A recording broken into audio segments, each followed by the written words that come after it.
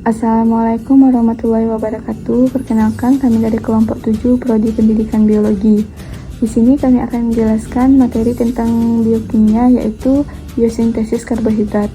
Sebelumnya, perkenalkan nama kelompok kami. Yang pertama ada Kahila Envidia Rasufa, yang kedua Auliananda Ramadanti, dan yang ketiga ada Tria Aditri. Prosedur proyek: yang pertama, pelajarilah dan pahami materi mengenai biosintesis karbohidrat. Kedua, temukan dan rekama bahan makanan yang mengandung biosintesis karbohidrat. Yang ketiga, rekama penjelasan mengenai materi biosintesis karbohidrat. Dan yang keempat adalah hasil rekaman tersebut menjadi video yang menarik. Dasar teori: biosintesis karbohidrat adalah proses penguraian atau pemecahan karbohidrat untuk menghasilkan energi dalam pembentukan ATP. Proses ini terjadi di dalam sel sehingga disebut respirasi internal. Karbohidrat pada proses respirasi internal ini berupa gula heksosa, yaitu glukosa. Glukosa akan dioksidasi untuk menghasilkan energi secara bertingkat melalui serangkaian reaksi yang disebut respirasi aerob. Metabolisme. Metabolisme adalah suatu proses kompleks perubahan makanan menjadi energi dan panas melalui proses fisika dan kimia, berupa proses pembentukan dan penguraian zat di dalam tubuh organisme untuk kelangsungan hidupnya. Metabolisme merupakan rangkaian reaksi kimia yang diawali oleh substrat awal dan diakhiri dengan produk akhir yang terjadi di dalam sel. Reaksi metabolisme ada dua. Yang pertama, anabolisme atau pembentukan. Anabolisme merupakan serangkaian reaksi kimia yang substrat awalnya adalah molekul kecil dan produk akhirnya adalah molekul besar, atau dengan kata lain, reaksi yang bertujuan untuk penyusunan atau sintesis molekul. Kedua, katabolisme atau penguraian. Katabolisme merupakan serangkaian reaksi kimia yang substrat awalnya adalah molekul besar dan produk akhirnya molekul kecil, atau dengan kata lain, reaksi yang bertujuan untuk pembongkaran atau penguraian suatu molekul. Proses pencernaan karbohidrat dalam tubuh terjadi ketika makanan masuk ke dalam mulut, dikunyah oleh mulut, bercampur dengan air liur lalu menjadi enzim pitialin, yaitu suatu amilase yang disekresikan oleh kelenjar parotis di dalam mulut, lalu menghidrolisis pati, lalu merubah pati menjadi maltosa dan masuk ke dalam lambung. Aktivitas pitialin dari air liur dihambat oleh zat asam yang disekresikan oleh lambung.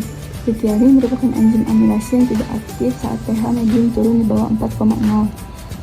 Lalu masuk ke dalam usus 12 jari. Makanan kemudian bercampur dengan getah pankreas dengan usus 12 jari. Jika pati yang belum pecah, akan dicerna oleh amilase yang diproses dari sekresi pankreas, lalu mengalami dua proses. Yang pertama, masuk ke dalam aliran darah, yang kedua dirubah menjadi glikogen, atau jika di hati terdapat kelebihan glukosa. Fungsi karbohidrat: yang pertama sebagai sumber energi utama, yang kedua menjaga keseimbangan asam dan massa dalam tubuh, serta pembentukan struktur sel, jaringan, dan organ tubuh.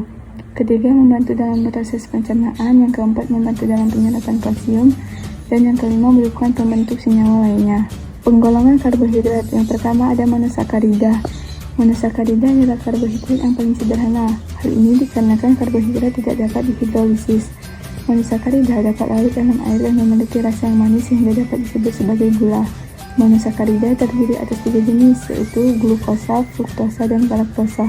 Yang kedua ada disakarida. Disakarida merupakan gabungan antara dua molekul monosakarida. Disakarida terdiri atas 3 jenis, yaitu sukrosa, maltosa, dan laktosa. Yang ketiga ada oligosakarida. Oligosakarida merupakan gabungan dari molekul-molekul monosakarida yang jumlahnya antara 2 sampai dengan 8 molekul monosakarida. Sehingga oligosakarida dapat berubah disakarida, trisakarida, dan lainnya. Oligosakarida secara eksperimen banyak dihasilkan dari proses hidrolisa polisakarida dan hanya beberapa oligosakarida yang secara alami terdapat di alam. Oligosakarida yang paling banyak digunakan dan terdapat di alam adalah bentuk disakarida seperti maltosa, laktosa, dan sukrosa. Dan yang keempat ada polisakarida. Polisakarida adalah senyawa di mana molekul-molekulnya mengandung banyak satuan monosakarida yang dipersatukan dengan ikatan disakarida yang mempunyai massa molekul tinggi dan tidak larut dalam air atau hanya membentuk emulsi saja. Karbohidrat ini terbagi dalam 3 jenis, yaitu amilum atau pati, glikogen, dan selulosa. Proses biosintesis karbohidrat: yang pertama adalah glikolisis. Glikolisis adalah rangkaian reaksi kimia penguraian glukosa atau gula yang memiliki 6 atom C6H12O6 menjadi 2 molekul asam piruvat atau senyawa yang memiliki 3 atom C. Reaksi ini terjadi di dalam sitoplasma dan bersifat anaerob. Berikut ini adalah tahap dari proses glikolisis, bisa dilihat pada gambar. 2. Dekarboksilasi oksidatif. Dekarboksilasi oksidatif merupakan reaksi transisi yang mengubah molekul asam piruvat atau beratom 3C menjadi asetil KOA beratom gasi. Perubahan tersebut menghasilkan molekul CO2 dan NADH. Artinya, satu molekul asam pirufat akan menghasilkan satu molekul asetil KOA, CO2, dan NADH. Karena pada tahap glikolisis dihasilkan dua asam pirufat, maka dekarboksilasi oksidatif menghasilkan dua molekul asetil KOA, dua molekul CO2, dan dua molekul NADH. Reaksi ini terjadi di matriks mitokondria. Berikut ini adalah tahap dari proses dekarboksilasi oksidatif. Bisa dilihat pada gambar. Yang ketiga, siklus Krebs. Siklus Krebs adalah serangkaian reaksi kimia dalam sel yang berlangsung secara berulang. Siklus Krebs ini disebut juga siklus asam sitrat. Nama Krebs diambil dari nama seorang ilmuwan Jerman dan Inggris yang mengemukakan siklus ini pada tahun 1937, yaitu Sir Hans Adolf Krebs. Berikut adalah tahap dari proses siklus Krebs. Bisa dilihat pada gambar. Yang keempat, transport elektron. Tahap ini merupakan tahap akhir pada biosintesis karbohidrat, tepatnya pada respirasi aerob yang disertai pembentukan ATP paling banyak. Transport elektron berlangsung di dalam kristal, yaitu membran dalam mitokondria. Reaksi yang berlangsung di dalam transport elektron adalah reaksi reduksi dan oksidasi antara senyawa NADH dan FADH2. Kedua senyawa tersebut dihasilkan dari tahapan sebelumnya. Transport elektron yang melibatkan oksidasi NADH akan menghasilkan 3 ATP. Demikian halnya dengan oksidasi FADH2.